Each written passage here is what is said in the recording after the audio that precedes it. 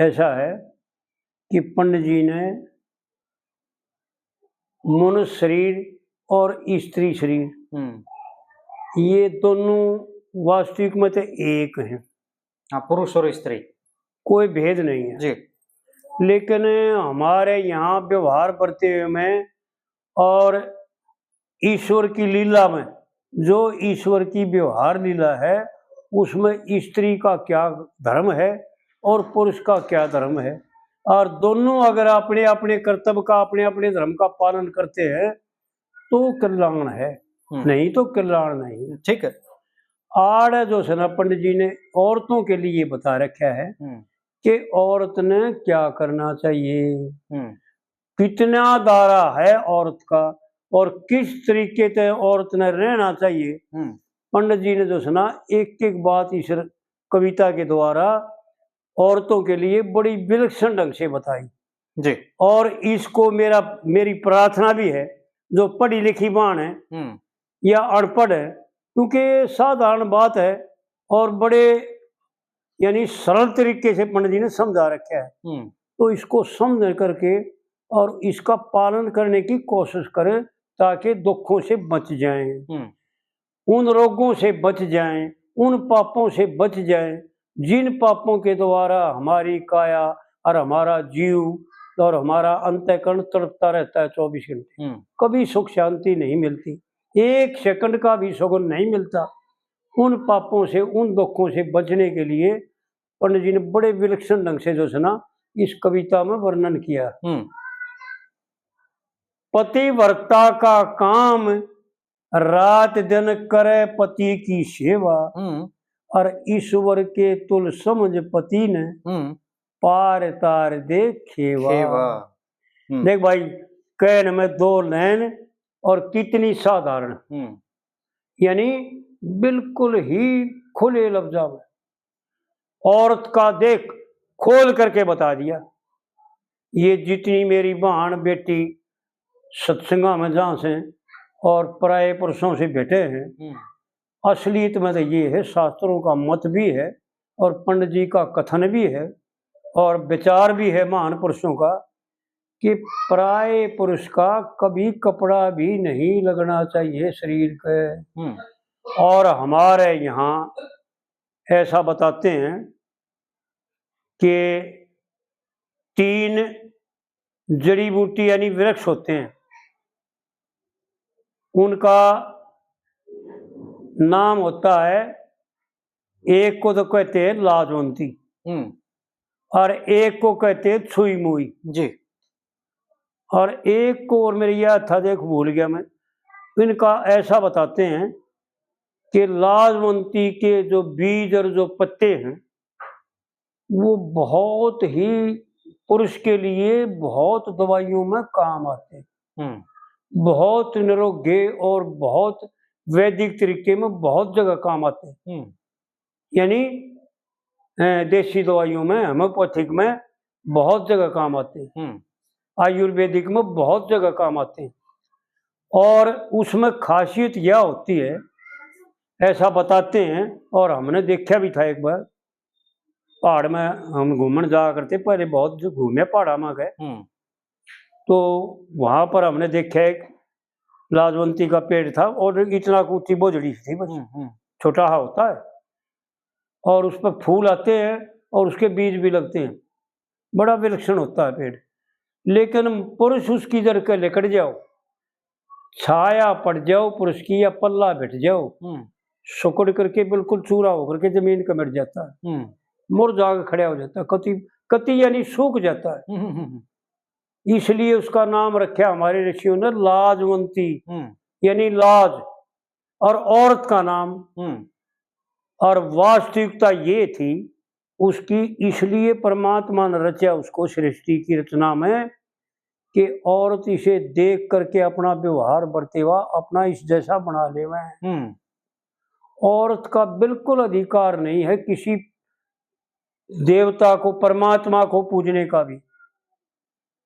औरत का एक ही परमात्मा को तो पूजेगा भाई, हम जितने भी जीव मात्र हैं संसार में, एक परमपिता परमात्मा की तो पूजा करते हैं, बिल्कुल। इसी प्रकार से एक ही ईश्वर की तो पूजा करेगी, अज्ञाना ईश्वरों की पूजा करेगी। पति ही परमेश्वर का रूप है जी। और इस कली में बतावांगे इस रागनी में कि पंडित जी ने इशारा करके ने क्या बताया है। बड़ी विलक्षण इसी प्रकार इसकी टेक में बताते हैं पंडित जी कि औरत का एक ही काम है। रामायण में तुलसीदास जी ने भी एक चौपाई, जब सीता राम लक्ष्मण अत्रि ऋषि के आश्रम पर गए तो सीता जी अनसुईया के पास चली गई, तो जब अनसुईया से सीता जी ने प्रश्न किया कि हे माता, मैंने कोई गलती तो नहीं कर दी, जो अपने माता पिता सास ससुर ने छोड़ करके पूज्य थे वो तो मेरे, उन पूज्य को छोड़कर अपने पति के साथ वन में आ गई, कोई मेरे से गलती तो नहीं होगी, मैंने व्यवहार काल को बदल तो नहीं दिया। तो वहां पर अनसुईया कहती है कि हे सीता, तन्ने जो किया है ना वो बिल्कुल सत्य है, ऐसा करना ही चाहिए। एक ही धर्म है, एक ही कर्म, मन कर्म वचन पति पद प्रेमा। हे सीता, औरत का एक ही पर्ण है, एक ही नेम है, एक ही काम है, दूसरा काम नहीं है। पति को ही परमेश्वर समझकर दिन रात उसी की पूजा करनी, उसी को धूप दीप देना, उसी की सेवा करना, उसी का नाम जपना, और किसी दूसरे पुरुष का मन पर जबान पर के दृष्टि में भी रूप नहीं आना चाहिए। अगर दृष्टि में आ गया तो भी वो दोषी हो जाएगी जी। तो आड़ा जो सुना पंडित जी ने यही वर्णन कराया जो मैंने वर्णन किया, यानी लाजवंती के पेड़ का। एक बताते हैं छुई मुई का पेड़ होता है, उसका भी जो है काजा है कि मर्द का पल्ला बढ़ जाओ, मुरझा करके जो सुना सोकड़ करके कति थोड़ी सी हो जाएगी, उसको कहते हैं छुई मुई। बड़ी विलक्षण वृक्ष है वो भी स्त्रियों को आदेश करता है, संदेश देता है कि तुम्हारा भी ऐसा ही हाल है, जैसा मैं पुरुष से छू नहीं सकती, पुरुष को भेट नहीं सकती, तुम भी पुरुष से भेट करके, पुरुष से छू करके और पुरुष से संग करके तुम्हारा पतिव्रत धर्म भ्रष्ट हो जाता है, वेश्या का दर्जा हो जाता है। तो आड़ पंडित जी ने जो सुना औरतों के लिए बड़े विलक्षण ढंग से मेरी बाण एक एक बात न समझ ले मैं, और इसको बरत के देखें, एक 3 महीने बरत के देख लें, 3 महीने में ही उसके विचार और उसके परमात्मा और उसके शरीर में उसने अनुभव हो जाएगा अपने आप ऑटोमेटिक कि वाक्य ही सत्य था जी। पतिव्रता का काम रात दिन करे पति की सेवा। एक लाइन भाई अजब सया, और ईश्वर के तुल समझ पति ने, यानी समय का अभाव होने के नाते थे सब क्यों कह दिया इस एक के बात में कि परमात्मा के समान ही अपने पति को समझे जी। भगवान अगर खड़े हो तो भी पति के चरण छुए, पहले भगवान के चरण नहीं छुए। ईश्वर के तुल समझ पति ने और पार तार देखेवा, यानी अपने कुल की भी कई पीढ़ी, अपने माता पिता की और अपनी माँ की भी और अपने सासरे की भी कई पीढ़ियों का कल्याण कर देती। और बड़े विलक्षण ढंग से फिर कलीम बताता है पंडित जी, बड़े विलक्षण ढंग से, सतयुग में एक सुंदरा दे थी, ब्रह्मा की पुत्री थी, और चंद्र प्रभा पर्वतों पर तप करने उतरी थी, और सावित्री और अनसुईया देखे भक्ति में चितरी थी, यानी चीत रखी थी, मन जो है ना रंगया हुआ था जी। चित्तन का बनाने का, चित्तन का अर्थ है रंगया हुआ था जी। सावित्री और अनसुईया ये भक्ति में चितरी थी, और रीति ते भी अधिक शान में लक्ष्मी ते भी सुतरी थी, और अरुणधोती ब्याही वशिष्ठ मुनि के खुद ब्रह्मा ले थे टेवा। यानी बड़ी विलक्षण बात है, जो रचनाकार है दोनों के पिता, वशिष्ठ का भी पिता, क्योंकि वशिष्ठ तो मानस पुत्र था ब्रह्मा का, सबसे बड़ा पहला पुत्र था यो, सबसे बड़ा। यानी सनक सनंदन सनकादि और संत कवार के बाद जी वशिष्ठ का नंबर है जी। और ये शरीर छोड़ता भी नहीं, बदलता भी नहीं। हाँ जी, उनका स्थान तो सप्त ऋषियों में 6 बदलते हैं, कदे कोई सा आ जाए कदे कोई सा आ जाए, लेकिन ये वशिष्ठ और अरुंधति ये दोनों रहते हैं। बिल्कुल, बड़े विलक्षण बात है। यानी अरुणधति वह स्त्री थी, वह परमात्मा की शक्ति थी, वो पतिव्रता धर्म का पालन कर रही थी, जो आज तक किसी से होया नहीं जी। इसलिए जो सुना अपने दोनों बालकों का संबंध करने के लिए खुद ब्रह्मा भगवान इन शादी के लिए लगन बना करके ले आए थे, मुहूर्त समय निकाल करके ले आए थे, घड़ी मुहूर्त और संजोग और जोग बना करके इनको ले आकर के इनको बताया था, इनकी शादी करी थी। खुद ब्रह्मा ले आए थे टेवा। बड़ी विलक्षण बातें जी। और फिर दूसरी कदम बताते हैं पंडित जी। एक राजा था, उसका देख नाम भूल गया मैं, भागवत पुराण में एक कथा आती है, उसकी लड़की का नाम था मकरावती, मकरवती। हाँ जी, मकरवती। और राजा अपनी फौज फड़ लेकर अपने बालकान साथ लेकर जंगल में घूमने चले गए थे। और इस मकरवती ने चमन ऋषि की बम्बी लग रही थी, उस बम्बी में बैठे हुए तप कर रहे थे, भगवान का समाधि लगाए हुए थे। और नेत्र ज्योति के जो सुराग थे ना, उनमें आकर लाइट बाहर आ रही थी, चांदना ऐसा दिखा था जो भीतर कोई ज्योति चसा है, रोशनी आवा थी। और मकरवती ने जो सुना उसकी आख्या में सूड़ मार दी थी। तो उसका पंडित जी ने वर्णन कराया औरत क्या करती है, और उसने फिर क्या करके दिखाया जी। गलती तो होगी थी बोल करके, क्योंकि नदान उम्र थी, और गलती करके ने फिर उसने क्या किया। मकरवती राजा की लड़की अपने कर्म ते ब्याही थी, और वृद्ध पति की सेवा करके फिर भारी सुख पाई थी। सीता रानी अनसुईया ने देखे मन में समझाई थी, जो बता रहा था मैं जी, वो ही बात मन में समझाई थी। और सावित्री सत्यवान पति ने यम करते ले आई। यानी पंडित जी यूं बता रहे हैं हमारी बाणों को, हमारी बेटियों को, कि तुम क्या चीज हो जी। अरे पिटना और छितना और एक विषय की खातिर ये कोई इंसानियत थोड़ी है। तुम तो वो शक्ति हो जो परमात्मा की परम शक्ति, 3 रूप है तेरे भी, तेरे भी है बेटी 3 रूप है। जो परमात्मा की शक्ति है उसके भी 3 रूप है, और तेरे भी 3 रूप है। और पंडित जी ने तीनों रूपों का वर्णन भी कराया है।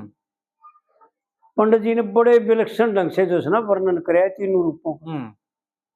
बिनाई में मरवा दे नर भाग लगाई होश है, और दुनिया के मां मर्द जाम की लाग लगाई होश है। और भी कई रागनियों में जो है ना, यानी औरत का वो कुलछना रूप भी बताया है, और वो पतिव्रत वो सतरूप भी बताया, जो असली माया का महामाया का रूप है। और योग माया का रूप भी बताया। बताने लग रहे इसमें रागनी, बताने लग रहे। बड़ी विलक्षण ढंग से बातें पंडित जी की जी। यानी औरत में आड़े यूं बताना चाहते हैं पंडित जी कि सीता ने तो क्या किया था, विचार करके देखें।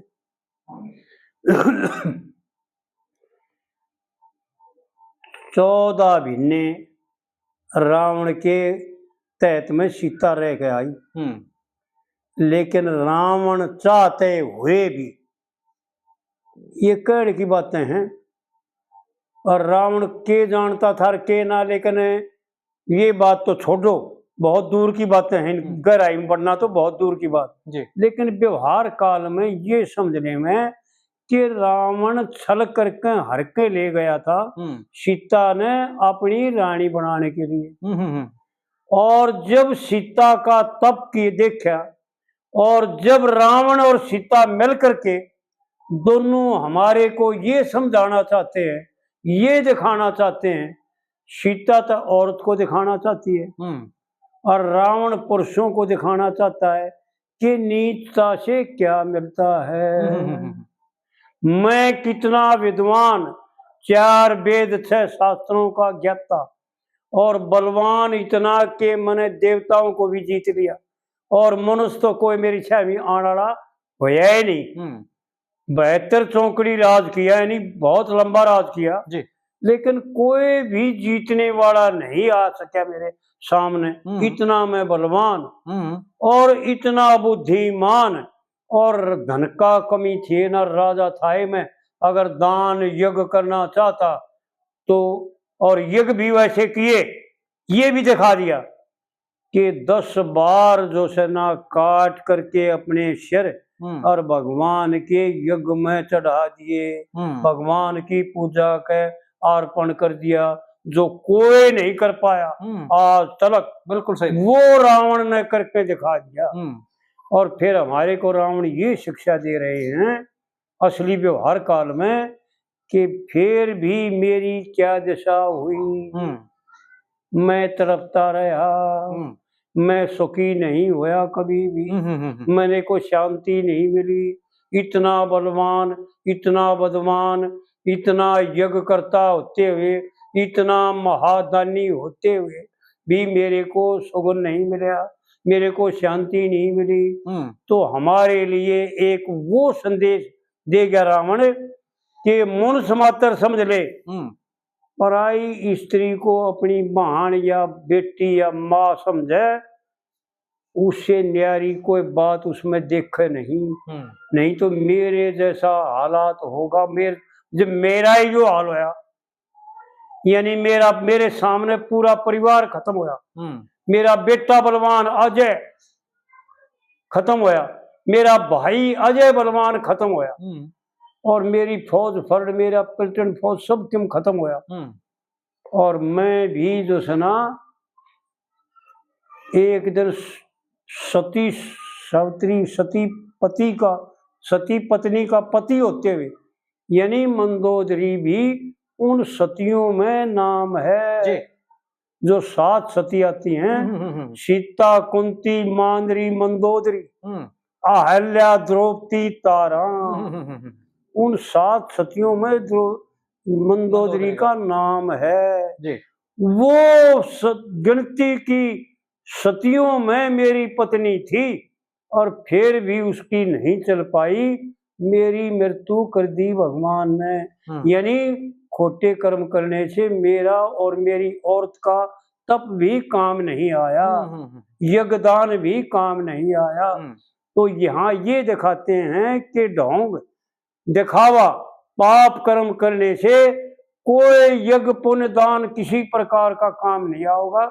और औरतों में ये दिखाया, और ये दिखा रखा है, पंडित जी ने ये बता रखा है कि मेरी बेटी समझ ले में कि तू क्या चीज है। 14 महीने 10 दिन रावण की जेल में रही, लेकिन रावण चाहते हुए भी बार बार उसको यातनाएं दी, बार बार उसके पास गया और बार बार उसके चरणों में गिड़गिड़ाया, और उसको बार बार विनती करके कहा कि तू मेरी रानी बन जा, मेरी पटरानी बन जा, सब तो ऊपर बनाऊंगा तुम्हें। और यहाँ तक कष्ट दे करके देखा कि उसके ऊपर राक्षस छोड़ दिए कि इसको तंग करो और इससे हाँ भरवाओ, या कहेगी और मेरी पत्नी बनेगी, ऐसा इसे करवाओ। लेकिन फिर भी रावण छू नहीं सका, उसके नजदीक नहीं जा सका, उसका एक पल्लू नहीं छू सका। ये सीता ने हमारी बाणों के लिए यूं दिखाया कि तुम वो शक्ति हो, तुम वो ताकत हो कि किसी भी पुरुष का, किसी भी जीव मात्र की ताकत नहीं कि तुम्हारा एक रोम भी छू दे। मैं सिर्फ तुम अगर ला गिरो तो अपने धर्म से जी बड़ा बड़ी, और तुम्हारे में वो शक्ति है कि यमराज भी तेरे सामने हार के चला गया। सावित्री भगवान के घर थे, यमराज के घर थे, जो है ना सत्यवान को छुड़ा करके ले आई थी जी। ये ही दिखाया है कि तुम क्या चाहती हो, तुम जो चाहो सो कर सकती हो। तुम वो शक्ति हो, तुम वो बल हो जो तुम्हारे मुकाबले में पुरुष भी नहीं है। परमात्मा भी तुम्हारे को नमस्कार करता है।